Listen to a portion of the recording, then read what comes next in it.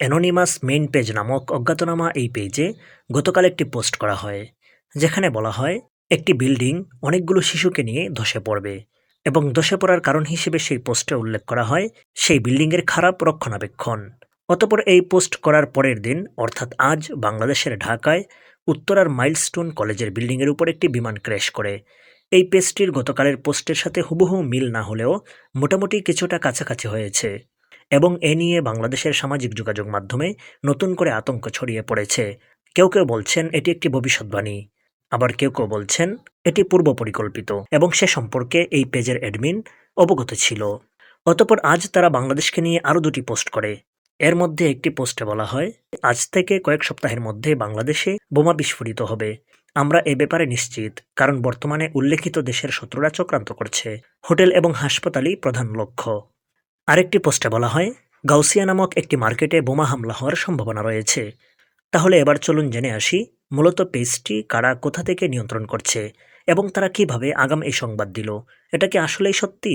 এটার কি আসলেই কোনো বাস্তবতা আছে, নাকি জাস্ট ধারণার উপর মানুষকে আতঙ্কে ফেলার জন্য তারা এসব পোস্ট করছে? অ্যানোনিমাস মেইন পেজটি একজন নাইজেরিয়ান লোক পরিচালনা করছেন। তার ভাষ্যমতে সে আজ প্লেন ক্র্যাশ হওয়ার আগাম বার্তা দিয়েছে। এছাড়াও সে দাবি করছে পূর্বে সে এমন অনেক বার্তা দিয়েছে যা সাধারণ মানুষ বিশ্বাস করেনি, পরে ঠিকই তা ঘটেছে। এবার আসে আসল ঘটনায়।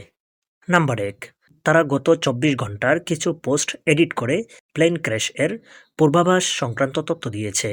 এখন অনেকে বলতে পারেন পোস্টে এডিট হিস্ট্রি নেই কেন?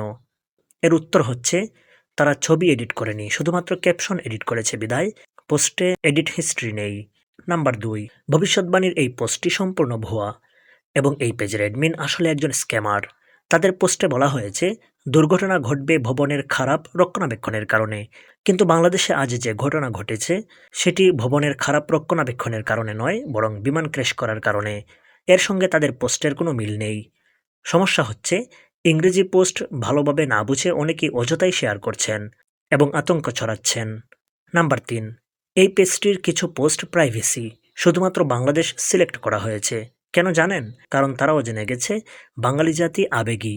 যখনই তারা ধরতে পারে বিষয়টি, তারা তাদের পেজ প্রমোশন শুরু করে দেয়। আর আমরা তাদের পেজ ফলো করে এবং পোস্ট শেয়ার করে হাইপ উঠিয়ে দিয়েছি।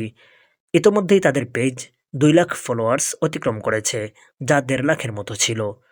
অতএব তাদের এমন তথ্যে কেউ বিভ্রান্ত হবেন না। এটি শুধুমাত্র গুজব, এছাড়া কিছুই না।